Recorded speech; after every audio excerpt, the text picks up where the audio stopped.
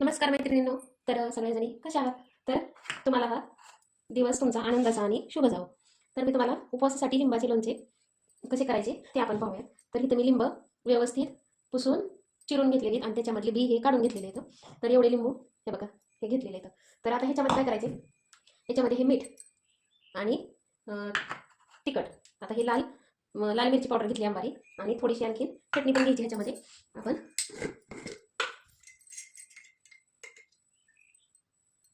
एक अर्धा चमचा म्हणजे तिखट असणारी घेतली मी आणि अंबारीची पण घेतली. तर आणि ह्याच्यामध्ये एवढा आहे बघा गुळ घेतला. डब्याला थोडासा कमी म्हणजे पाव किलो गुळ असेल हा. परत मोठा 2 चमचे मीठ असेल आणि 2 चमचे चटणी असेल अंबारीची. तर हे सर्व आपण ह्याच्यात मिसळणार आहोत आणि मिसळल्यानंतर आपण शिजवणार आहे. तर मी शिजवताना पण मी तुम्हाला दाखवते की म्हणजे किती वेळ शिजवायचे. तर आपण सुरुवात करूयात. ह्याच्यामध्ये असं मिसळून टाकू. हे सगळं मिसळायचं आणि त्याच्यानंतर हे हलवायचं. म्हणजे मिसळल्यानंतर मी तुम्हाला हे करते दाखवते. आता हे सर्व हे बघा असं आपण ह्याला मिसळून घेतले. मी मीठ हे सांगितलेलं तुम्हाला मगाशी, चटणी. तर हे असं आपण फक्त ह्याला लावून घ्यायचे आणि परत लावल्यानंतर काय करायचं, आपण ह्याला गॅसवरती ठेवायचं म्हणजे आपोआप ते वितळते आणि गरम होते म्हणजे. आणि आता चांगलं ह्याला म्हणजे पाणी सुटते. पाणी सुटल्यानंतर मग आपण असं हे करून घ्यायचे म्हणजे हलवायचं अजूनमधून. असं आपण ह्याच्यासारखं आठवण येऊस तर ठेवायचं. म्हणजे आता तुम्हाला हे असं हे करायचं, शिजवायचं म्हणजे आपण पहिल्यांदा. कारण आणि आणखीन एक तुम्हाला पद्धतीने पण मी सांगते की आता हे लिंबू तुम्हाला, आता आमच्यात कसं आम्हाला फोडी आवडतात. मग जर तुम्हाला फोडी आवडत नसतील ना तर काय करायचं, हे लिंब आहेत ना, बी हे काढल्यानंतर तुम्ही काय करायचं, मिक्सरमधून बारीक करायचे आणि बारीक केल्यानंतर ह्याच्यासारखं आपण ते मुरंबा कसा करतो तर त्या पद्धतीनं फक्त बारीक करायचे. हे जे सामान टाकले ना ते असंच टाकायचं आणि असं गरम करून घ्यायचं म्हणजे.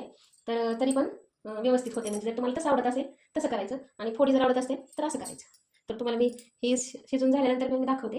आता ह्याच्यात 5-10 मिनटं 5-7 मिनटं जातील म्हणजे शिजूपर्यंत, जास्त वेळ नाही लागत.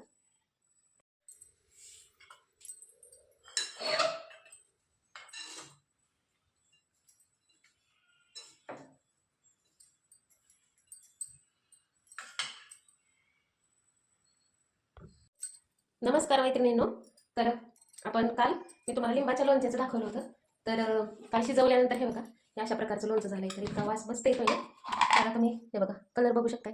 कारण गार झाल्यानंतर मी बरणीत भरून ठेवलं, असं ताटात नाही काढलं. जे शिजवलेलं दाखवलं होतं ना तर ते व्हिडिओमध्ये बघा गार झाल्यानंतर ह्याच्यामध्ये आता हे भरपूर दिवस टिकते. पण पातळ सालीचं पाहिजे. मला तशी लिंब भेटली नाही, ती जाड सालीची लिंब इथं. तर तुम्हाला जर भेटली ना तर तुम्ही पातळ सालीची लिंब ही तुम्ही म्हणजे वापरू. पातळ सालीची चांगली असते म्हणजे लवकर मुरायला मदत होते. जाड सालीची लवकर मुरत नाही. आता इथं आपण दुसरा प्रकार पण बघणार आहे, मिरचीचा प्रकार म्हणजे मिरचीचं लोणचं. तर ते उपवासाचं लोणचं आहे आणि हे मिरचीचं आपण अशा मिरच्या घ्यायच्या आणि ओली मिरची नाही राहिली पाहिजे. तुम्ही आणल्यानंतर बाजारातून व्यवस्थित पुसायचं, ह्याला धुवून पुसायचं, काही पाणी नाही राहिलं पाहिजे. तर अशा प्रकारे असं मधून चिरून घ्यायचं. हे मधून असं चिरून घ्यायचं ह्याच्या. तर हे आपण असंच सगळं चिरून घेऊ. तर त्याचं पण लोणचं आपण ह्याच्यामध्ये लिंबाच्या फोडीने टाकणार आहे. तसं माझ्याकडे 3 प्रकारचं आता हे होतं. हे गोड लोणचं आहे आणि दुसरं मी हे पण तयार केले. हे शिजवलेलं नाही, ह्याच्यात फक्त हे बघा काय टाकले मी, मीठ, गूळ, चटणी आणि कलर तुम्ही बघू शकता की कसं तयार झाले. फक्त ह्याला काय करायचं माहिती का, असं हलवायचं रोज आणि असं झाकून ठेवायचं म्हणजे ते व्यवस्थित मुरल्या जाते. आता ह्याला आपण मसाला तयार करायचा आहे. तर हे मिरच्या मी अशा हे करून घेणार आहे आणि तुम्हाला अर्धे जर तुकडे करून घ्यायचे असले ना तरी सुद्धा चालते. जास्त लांब मिरची असेल तर अर्धे तुकडे करून घ्यायचे आणि आपुडकी असेल तर नाही केलं तरी पण चालते. आता मी तुम्हाला हे मिरच्या दाखवते नंतर. हे झाल्यानंतर माहिती का मोहरी ना, तर ह्याच्यात मी थोडंसं लिंबाचं वेगळं लोणचं करणार आहे. तर ह्याच्यामध्ये मोहरी भाजून घ्यायची आपल्याला. तुमच्याकडे जर अशी मोहरीची डाळ भेटली ना, तशी पिवळी मोहरीची डाळ तशी पण तुम्ही घेऊ शकताय. म्हणजे तुम्हाला तुमच्याकडे जर असेल तर उपलब्ध तुम्ही घ्यायची. आणि ह्याच्यामध्ये काय करायचं माहिती का, ह्याच्यामध्ये फक्त मीठ टाकायचं. मीठ टाकायचं. आता मी इथं मोठं मीठ वापरलंय, तुम्ही बारकं मोठं कोणतं पण वापरू शकताय. आणि मिठाचं काय करायचं माहिती का, प्रमाण थोडंसं जास्त वापरायचं. कशासाठी, मिठामुळे कोणताही पदार्थ हे लोणचं खराब होत नाही जर मीठ जर जास्त प्रमाणात असेल तर. म्हणजे जास्त पण नाही, पण मोहरी भाजून घेतली ना,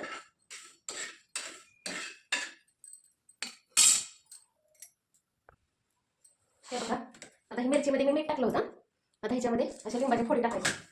म्हणजे तुमच्या आवडीप्रमाणे कमी जास्त तुम्ही टाकू शकता. एवढे मी टाकले. आता ह्याच्यामध्ये काय करणार आहे बघा, थोडासा हिंग टाकायचा ह्याच्यामध्ये. तर असं पण ठेवू शकता म्हणजे आता हे असं ठेवायचं भरून किंवा ह्याच्यात तुम्हाला हळद टाकायची असली तरी तुम्ही टाकू शकताय. आता हे दुसरं लोणचं आहे. हां, तर ह्या फोडी करून घेतल्या, त्यातल्या बिया पण काढून घ्यायच्या. बिया जर राहिल्या तर काढून घ्यायच्या, कडू लागत. तर ह्याच्यामध्ये मी हळद टाकणार आहे आणि मीठ पण टाकणार. आता एवढं ह्याला बघा 2 चमचे मीठ टाकले तरी, आणि थोडासा हिंग टाकायचा आहे ह्याला पण. म्हणजे 3 प्रकारची मी लोणची केली आहेत. ही एक, आणि ते दुसरं तुम्हाला. आता ही मोहरी भाजलेली होती ना, तर ती खलबत्त्यात ओबड-धोबड अशी कुटून घेतली. तर ती अशी कुटून घ्यायची आणि ह्याच्यावर भुरभुरायची म्हणजे. आणि ह्या आपल्याला चटणी पण टाकायची.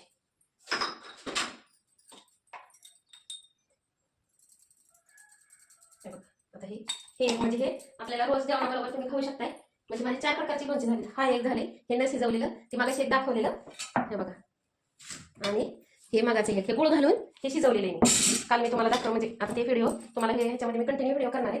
ती शिजवलेलं आहे, ही न शिजवलेलं आहे, आणि हे मिरचीच आहे. तर आणि हे म्हणजे बिगर उपवासाचं, म्हणजे आपल्याला ह्याच्याबरोबर चालू शकतो जेवणाबरोबर. आता हे मुरल्यानंतर पाणी सुटतं ह्याला म्हणजे मिठामुळं, तर छान लागतं. म्हणजे तुमच्या आवडीनुसार पण खूप भारी लागतं. उपास ह्याच्याबरोबर खिचडीबरोबर पण हे मस्त लागतं. तर असे आता हे थोड्या वेळानंतर आता सुद्धा तुम्ही कलर ह्याचा बघू शकता. पण ह्याचं ही सुटलं नाही, पाणी सुटल्यानंतर मुरल्यानंतर खूप भारी लागतं.